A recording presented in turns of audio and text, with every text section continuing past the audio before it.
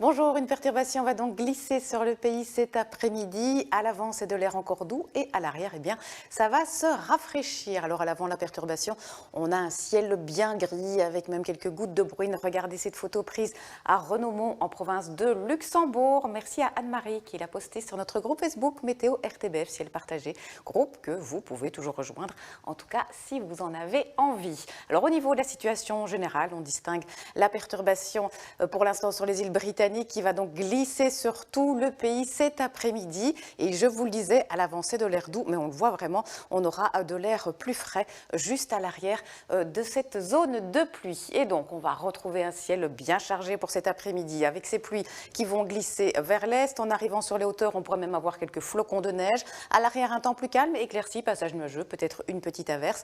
Attention, le vent va se renforcer aussi, des rafales de l'ordre de 50 km/h, mais on pourrait même atteindre les 70 km/h, surtout au passage de la perturbation.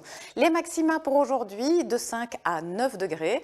Et puis ce soir, cette nuit, on retrouve un temps sec partout, avec des éclaircies, des passages nuageux, peut-être temporairement en soirée une giboulée, et puis après, ce sera fini. Et dans le courant de la nuit, il y aura également formation de grisailles, un petit peu de brume ou de brouillard, principalement dans les vallées ardennaises. Quant aux températures minimales, elles varieront entre -2 et +3 degrés. Et puis demain, samedi, on retrouve donc un petit peu de grisaille le matin sur le sud-est, mais partout ailleurs, vous le voyez, déjà un temps bien lumineux.